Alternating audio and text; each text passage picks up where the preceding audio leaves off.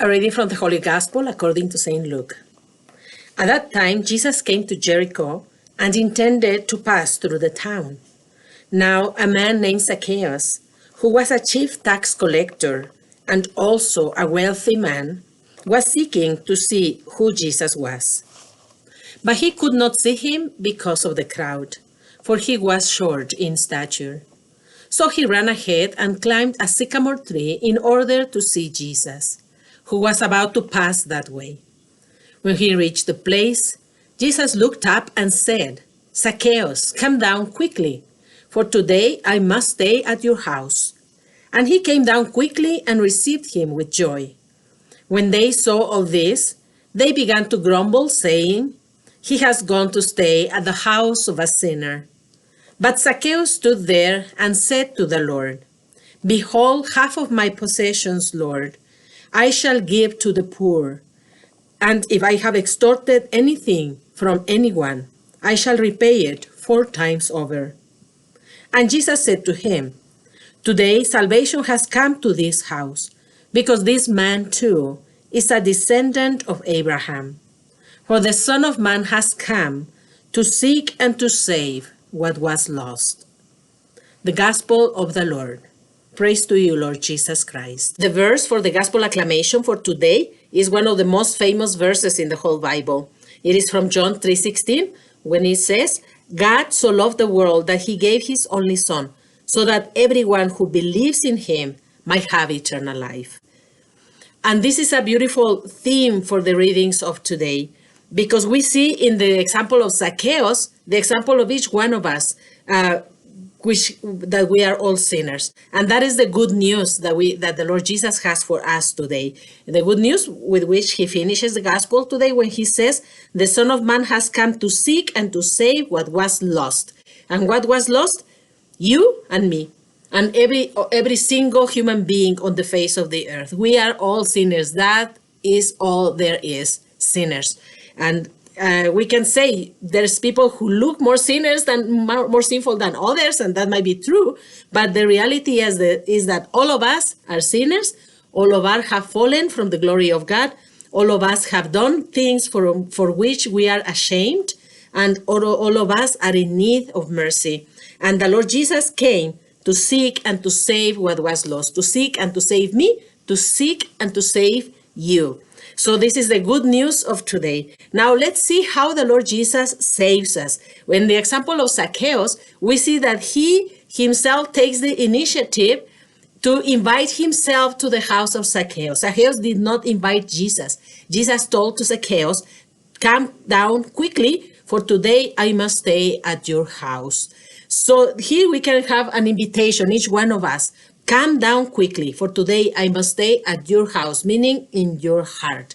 I want to come to abide with you and to spend time with you. And the Lord Jesus, he invites himself. He was like this star rabbi at the time. He was passing through this town of Jericho, and he did not wait for Zacchaeus to invite him. He invited himself to the house of Zacchaeus, and he invites himself to each one of our lives. He shows himself in different moments of our life, trying to come into our hearts, into our lives, into our houses, and tries to show us the mercy that he came to offer each one of us sinners. And we see the effect that this encounter with Jesus has in Zacchaeus. First of all, he experiences that God loved him first. Jesus loved him first when Jesus invited himself to his house and did not consider Zacchaeus unworthy of receiving the visit of the Lord Jesus. Jesus, in a sense, gave him this dignity, returned to him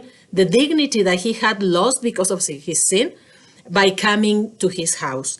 And then because he experienced this mercy and this kindness of Jesus, we see that Zacchaeus was transformed to the core. Zacchaeus, a tax collector and a rich man, obviously the main thing, the most important thing in his life was money.